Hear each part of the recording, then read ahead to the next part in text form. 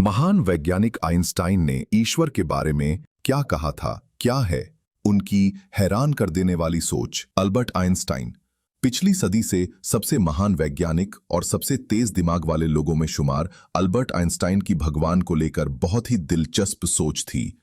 E=mc की theory से आधुनिक विज्ञान को नई दिशा देने वाले आइंस्टाइन भगवान में विश्वास रखते थे या नहीं, आइए जानते हैं। महान वैज्ञानिक आइंस्टाइन ने ईश्वर के बारे में क्या कहा था, उनकी हैरान कर देने वाली सोच क्या थी। अल्बर्ट आइंस्टाइन का जन्म 14 मार्च 1879 को उल्म वोर्टेमबर्ग जर्मनी में हुआ था।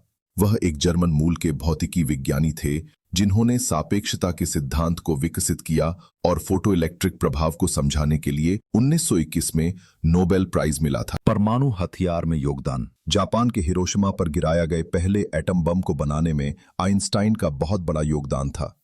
वे अल्बर्ट आइंस्टाइन ही थे जिन्होंने ओपेनहेमर को यह बम बनाने का सुझाव एक चिट्ठी के माध्यम से दिया था। ईश्वर में विश्वास। अल्बर्ट आइंस्टाइन ने 1954 में एक चिट्ठी लिखी थी जिसमें उन्होंने कहा था कि मैं निजी भगवान में विश्वास नहीं करता। यह पत्र उन्होंने 74 साल की उम्र में लिखा था। किसको लिखा था पत्र? यह पत्र उन्होंने जर्मन दार्शनिक एरिक गुटकाइंड को लिखा था।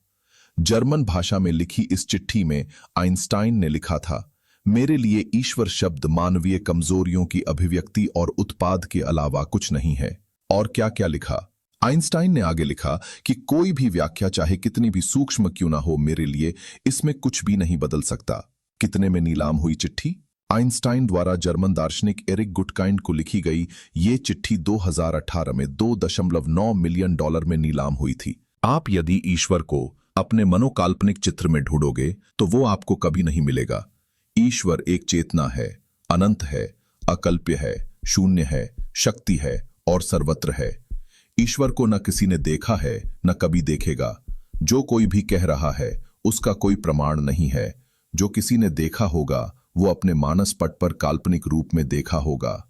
ईश्वर है या नहीं, यह एक यक्ष प्रश्न है जो सदियों से चला आ रहा है। मनुष्य एक महान अवतार है, उसमें सभी गुण हैं जो हम ईश्वर में ढूंढते हैं। अगर मनुष्य अपनी खुद की शक्तियों को पहचाने और उपयोग करे तो वह सब कुछ कर सकता है जो वो चाहता है। अगर आप ईश्वर को पहचानना चाहते हो, पहले आप शिक्षित बने, अपने स्वतंत्र मन से सोचे और भेदभाव मुक्त होकर सोचे और शुरुआत स्वयं की पहचान से करे तो शायद आपको आपका जवाब मिल जाएगा। आशा करता हूं आपको इस जन्म में आपकी खुद की पहचान करने का अवसर मिले। कृपया इस चैनल को सब्सक्राइब करें, लाइक करें और शेयर करें। धन्यवाद।